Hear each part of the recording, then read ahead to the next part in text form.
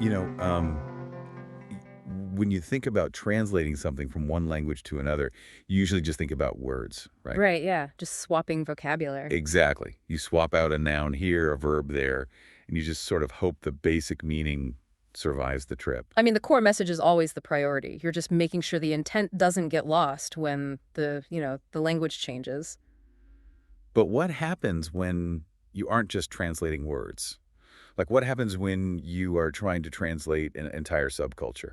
Oh, that's a whole different ballgame. It really is. Yeah. It's like trying to translate a feeling or a specific kind of aggressive, sweaty, high-speed energy. How do you box that up in California, ship it across the Pacific Ocean, and have it not just survive, but completely mutate into this massive cultural phenomenon on the other side of the world? Yeah, that is exactly the kind of cultural alchemy we're looking at today. And we have some incredible source material for this. We do. We have our hands on this really incredibly detailed column from Monumental Movement Records, or MMR. It was published in November of 2025, and it charts this deeply intertwined history of melodic hardcore. Affectionately known as Melocore. Yes, metalcore, Yeah. in both the United States and Japan. This column is an absolute treasure trove for us to dig into for you today. It breaks down the history, the musical architecture, the labels, the cross-pollination. It covers a lot of ground. It really does. Now, if you are sitting there listening and thinking, I'm not exactly a punk rocker, why should I care about metalcore? Well, stick with us, because this isn't really just a music history lesson. No, not at all. It's a brilliant case study in cultural translation. It's about how raw passion and melody can actually serve as a universal language. It allows a very localized, incredibly niche subculture to adapt, evolve, and just thrive in completely different societies. It gives us a real-time look at how human beings take a localized blueprint and remodel it to fit their own psychological and cultural needs. Right. We are looking at the global export of an idea and how that idea takes on a life of its own once it leaves its birthplace. So if we're talking about taking this California energy and exporting it, we first have to understand what exactly was in the water on the American West Coast in the 1980s that created this metalcore sound to begin with. Yeah, the MMR text defines it as a very specific evolution of late 1980s American hardcore punk. And how does it define that evolution? Well, the defining characteristic is really the friction between two seemingly opposing forces. Okay. You take the lightning-fast, highly aggressive rhythms of traditional hardcore. Which was designed to sound chaotic, right? Exactly, chaotic and abrasive. And you deliberately fuse that engine with incredibly catchy, almost saccharine pop-punk melodies. And then you pack all of that tension into these incredibly tight 2 to 3 minute tracks. The guitar and bass work is highly melodic, but the tempo is just relentless. It's music that refuses to let you catch your breath.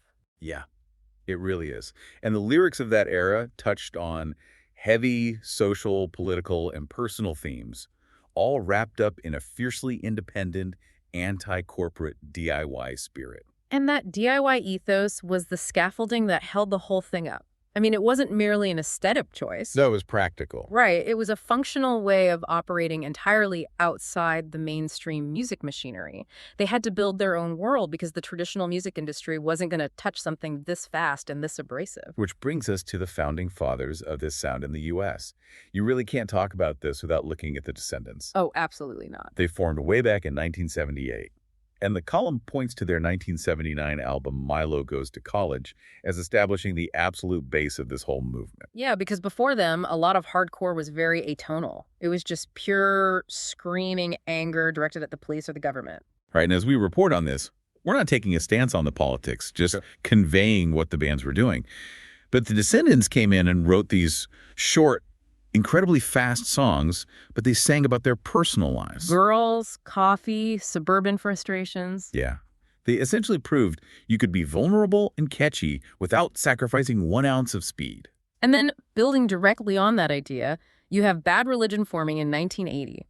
The text isolates their 1988 album Suffer as the moment the metalcore formula was essentially perfected. Suffer is such a landmark album. What did they do differently? They did something brilliant. They brought in highly intellectual, collegiate-level vocabulary and combined it with these signature 3-part harmonies. Wow, 3-part harmonies over hardcore punk. Yeah.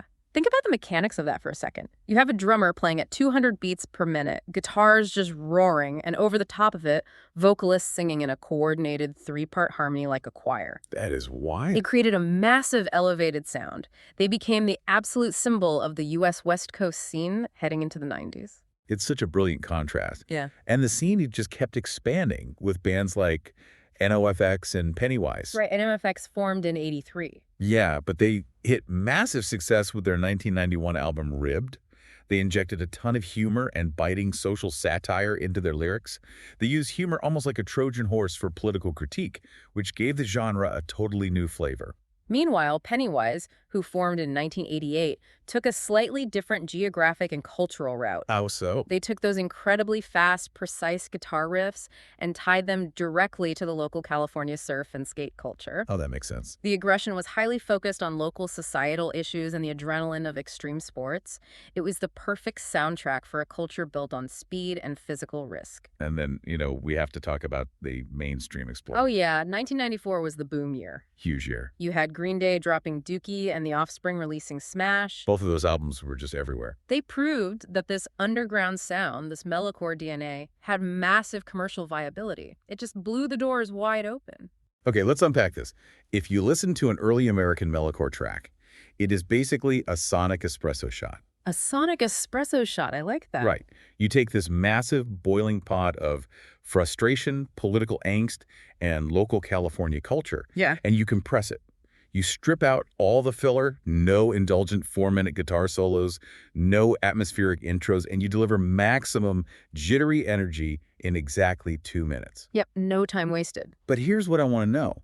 How does a genre born out of very specific American political frustrations and Southern California surf culture resonate with anyone outside that specific geographic bubble? Well, what's fascinating here is that the lyrical content wasn't actually the primary vehicle for transmission. As the MMR column highlights, the vehicle was the musical structure itself. It was the speed and the melody. So the sonic espresso shot itself was the universal language. Exactly. Yeah. The physical energy of the music completely transcended the language barrier.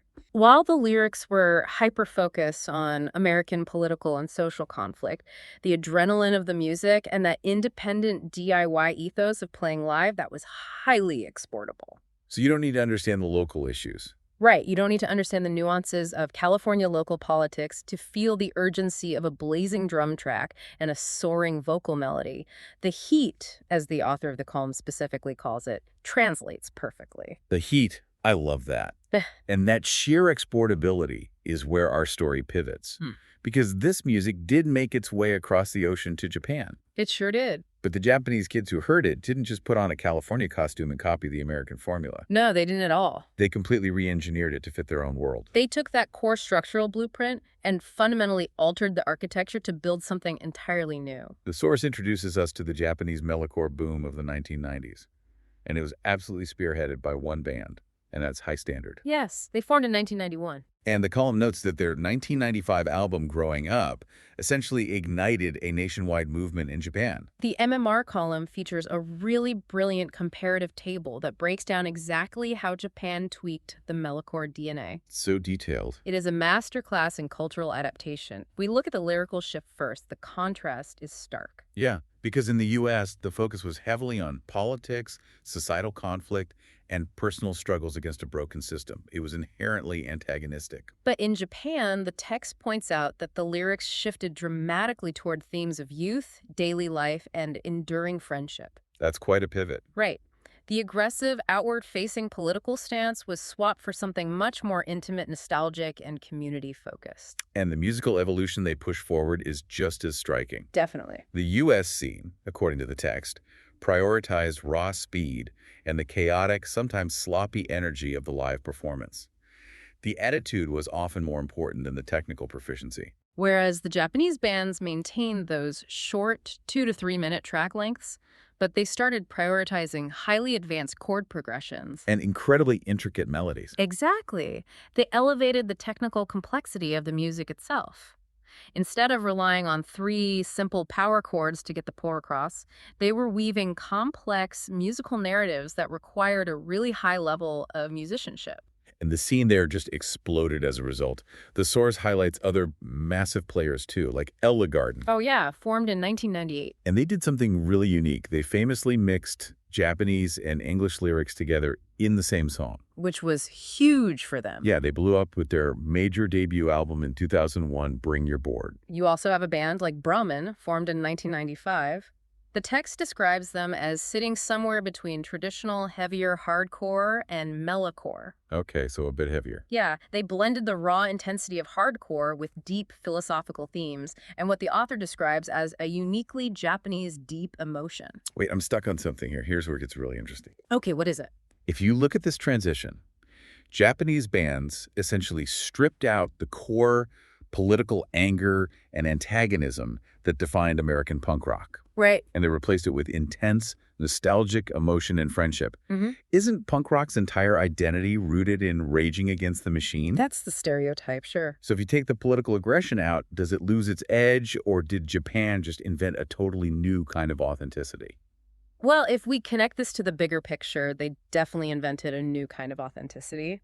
The source uses a very specific Japanese term when discussing Brahmin, and that is jonin. Yes, it translates to a very deep, almost visceral emotion or ingrained passion. The authenticity wasn't lost at all. It just changed shape. The anger became passion. Exactly. The aggression wasn't watered down into simple pop music. It was channeled differently. Instead of being directed outward at governmental systems or authority figures, it was directed inward. It was poured into the technical complexity of the music and into forging an incredibly intense emotional connection with the local audience. Oh, I see. The edge was the sheer emotional weight they delivered on stage. That is their authenticity. And that deep emotional connection with the audience wasn't just some theoretical, abstract concept, right? No, not at all. It was built on a very real, physical, shared infrastructure. Because for this genre to survive and thrive in either country, it relied entirely on independent ecosystems that eventually collided. The parallel DIY ecosystems described in the text are remarkable when you put them side by side. Let's talk about the U.S. first. In the U.S., the infrastructure was driven by independent labels, specifically Fat Records, run by Fat Mike of NOFX, and Epitaph, run by Brett Gurewitz of Bad Religion. Those are legendary labels. And physically, this scene was fueled by massive touring festivals. The Warped Tour. Yes, starting in 1995. Picture it. You've got sprawling hot asphalt, multiple stages, half pipes, a massive traveling circus of punk rock moving across the American summer. It created this giant mobile community. But in Japan, the ecosystem looked completely different. Yeah, how'd it look? It was anchored by labels like Pizza of Death Records, which was central to high standards activities, and essentially served as the headquarters for the Japanese movement. Okay, so a central label. Right, and physically, instead of giant outdoor touring festivals in the sun, the Japanese scene thrived in a vast network of venues called live houses. The text makes a point to really highlight these live houses. These aren't spacious arenas. No, not even close. These are small, cramped, sweaty, intimate basement venues. No barricades between the band and the crowd.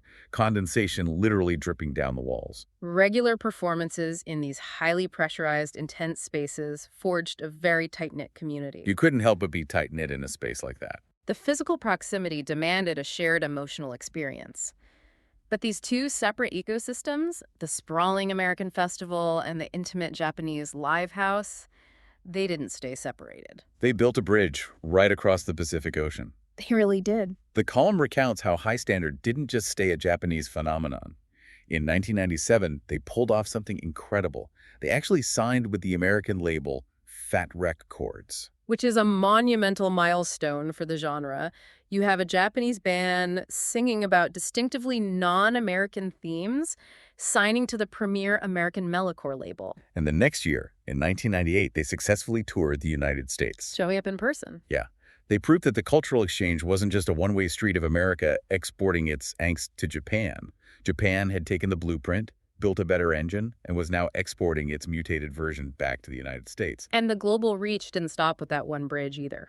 If you look at the bottom of the MMR source material, they list various compilations and releases that show just how incredibly wide this web became. It wasn't just a US-Japan connection anymore. It's wild to see the map expand. You have the 1996 compilation Survival of the Fattest, from Fat Wreck chords, which served as a massive distribution vehicle spreading the sound globally. And you start seeing Canadian bands jumping into the mix, like Propagandy, whose 1993 debut How to Clean Everything was released on Fat Wreck. The column even highlights a Finnish hardcore act called Ritmiherio. They formed in 1988, and an Italian punk band called The Gang. The metalcore virus was spreading to every corner of the globe. It was, and it was also cross-pollinating with entirely different musical genres. Like what? The text mentions a fascinating release from the year 2000 called Mad Max. It was put together by a hip-hop MC named MCQ, and it was specifically a hardcore multiplied by a hip-hop crossover project. That's crazy. The boundaries of the genre were completely porous. And the genre kept evolving internally too, eventually spawning new subgenres like screamo, with bands taking the original metalcore blueprint and pushing it into much heavier, more abrasive territory for a new generation. Exactly, it just kept mutating. So what does this all mean? When I look at this global indie network, the way it moved and adapted, I compare it to open source software. Oh, that's a great analogy. Someone in California writes the core code. The fast tempo, the melodic structure, the DIY distribution model, and they upload it. Then a group of kids in Tokyo download it. They strip out the political code, they patch in advanced chord progressions and themes of friendship, and they compile a new version. Right. A band in Finland downloads it. A band in Italy downloads it. And just like open source software, they didn't keep their modifications isolated. They uploaded their patches back to the main server. Yes. That is exactly why you see high standards signing to an American label and touring the US. The code was constantly being optimized by a global community of developers. That brings up a massive question for me.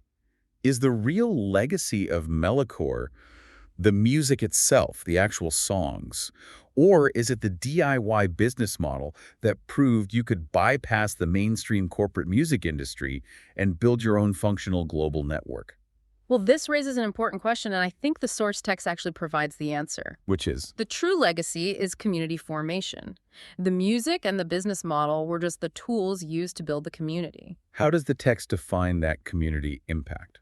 The column explicitly notes that metalcore heavily influenced youth culture far beyond just what was playing on a CD. Right, it's bigger than the music. It impacted fashion, it impacted lifestyle choices. Most importantly, it provided a literal, functional blueprint for how young musicians can organize their own bands, book their own tours, and manage their own independent labels. It completely demystified the music industry. Yes, it taught an entire generation how to build their own infrastructure from the ground up. And the text points out that this blueprint has been successfully passed down, right? Definitely. It isn't a relic of the 90s. Okay. It specifically mentions modern Japanese bands like Total Fat, Shank, and Dustbox who are carrying that exact torch today. The business model and the music are inseparable. They rely on each other to maintain the community. Which brings us to the core thesis of this whole phenomenal column from Monumental Movement Records. We've talked about wildly different cultural backgrounds. Yeah, very different. We've talked about the U.S. focusing on political aggression and sprawling festivals versus Japan focusing on nostalgic youth, intricate chords, and intimate live houses. But the genre works globally because of two fundamental shared values. And the source identifies them perfectly: the raw heat of the performance and the fundamental importance of melody. Heat and melody. It turns out that when you combine the visceral physical heat of playing as hard as you can with the universal appeal of a great melody, you create a universally beloved language. A language that anyone can speak. A language that can cross oceans, jump linguistic barriers, and continue to thrive globally decades after it started in a California garage. It's an incredible testament to the power of human connection through music. It really is. But before we wrap up today's deep dive, there's one final detail mentioned in the text that I think is worth pondering for you, the listener. Oh, lay it on us. What's the final thread? Well, the source briefly mentions our modern era, the era of the internet, SNS, and YouTube, where international cultural exchange happens instantly with just the click of a button. Right, no shipping required. But throughout this entire discussion, we've established that metalcore was built on physical, tangible unity. It was built in the dust and the heat of the Warped Tour and the cramped, sweaty, elbow-to-elbow intensity of Japanese live houses. The heat we keep talking about was literal body heat. It was physical proximity. Exactly. So as we move deeper into a digital age where music is shared without borders, and you don't even need a physical label to distribute your art globally, how does a genre that fundamentally relies on that sweaty, in-person, local DIY unity maintain its authentic heat in a borderless digital world? Can you download the feeling of a live house? Oh, wow. That is a brilliant question to end on. Can the sonic espresso shot survive when everyone is just drinking it alone in their rooms through a pair of headphones? Right. Can a digital community ever replace the feeling of shoulder-to-shoulder condensation in a basement venue? Yeah. Something to mull over as you explore the incredibly rich catalog of music we talked about today. Thank you so much for joining us on this deep dive into cultural translation, heat, and melody. Keep exploring, keep listening, and we'll catch you next time.